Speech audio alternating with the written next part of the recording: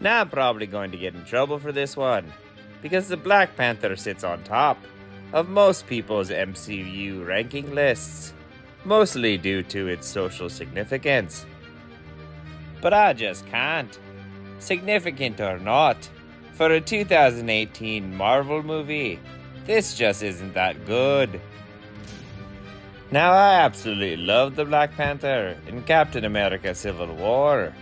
His story arc was perfect, and I was excited to see what they were going to do in his own solo movie. I've learned to accept disappointment.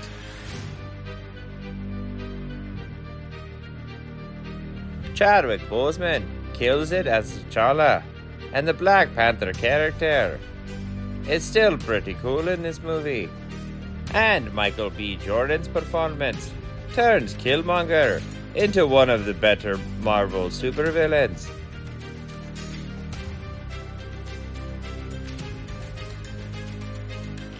You expect me to believe that Wakanda, the most technologically advanced civilization in the world, still chooses its leaders through trial by combat.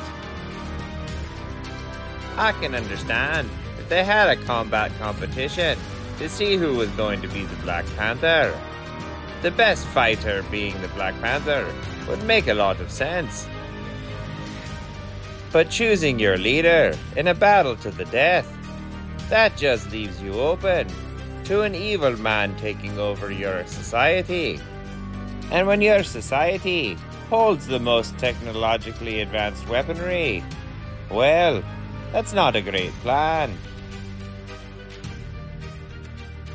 When M'Baku challenges T'Challa's throne, one of the reasons he gives is that T'Challa lets a 16-year-old girl design their weaponry. And I have to say, I completely agree with you, M'Baku. It's kind of ridiculous that a 16-year-old, no matter how smart, would be designing everything for the Wakandan people. From the Black Panther suit, to his weapons, to his sneakers. Shuri even designed their railway system. How many years did that take? In the Black Panther movie, it's fully operational and complete. So that means she had to be designing it when she was like 9 years old.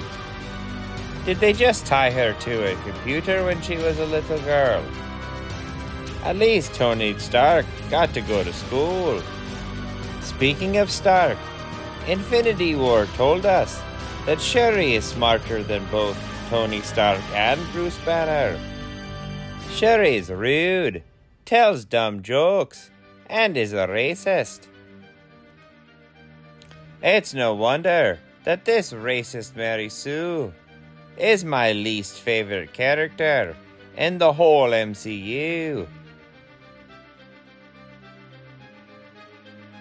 Again, the most technologically advanced civilization on the planet still uses spears as their main weapon. And yes, those spears glow and are made of vibranium, and later we find out can fire an energy blast. But still, spears. The people that made Black Panther said they designed the weapons of the Wakandan people after weapons ancient African tribes used.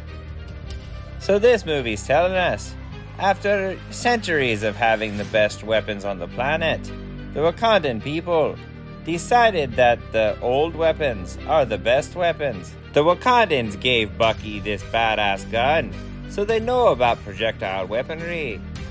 And they have energy shields to protect from projectile weaponry. But even with the knowledge, the projectile weaponry gives you a superior tactical advantage. The Wakandan military still prepares for war like it's the 14th century. And then there's the armored rhinos. For God's sakes, you've got spacecraft, and you're riding rhinos into battle. What the hell's the matter with you? Alright, you're king of Wakanda. You've got an impenetrable suit with all sorts of hidden weapons on it. Not to mention, you've taken the Wakandan super soldier serum. You are the superhero for your country. Why on earth would your personal guard be a bunch of normal women with spears? I mean, sure, they're highly trained, but don't you want the people protecting the king to be a little bit more powerful than the king? If someone's coming to kill a man in a vibranium outfit who's stronger than anyone else in your country, how are you going to stop them when all you've got is bald heads and spears? Give someone like M'Baku the training that the Dormilaje get, and then you've got some guards. Or at least give the Dorminache the secret flower that turns them into super soldiers. Then they'd be a good fighting force.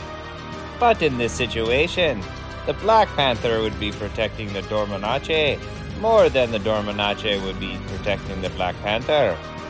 And yes, I'm completely aware that I'm butchering the Dorminache's name.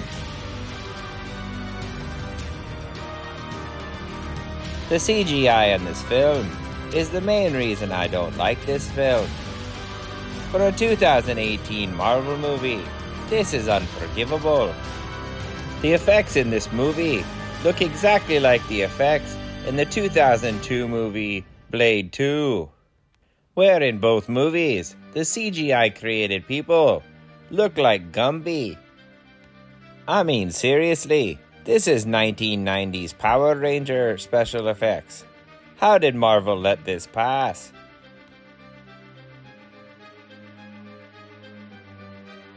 If you want to see a great performance by Chadwick Boseman as the Black Panther, where he follows a good story and has a great character arc, go watch Captain America Civil War. If you want to just go watch a good movie with comparable special effects, go watch Blade 2. But unless you're really into what an American thinks African culture will look like in the future, you can probably skip the Black Panther.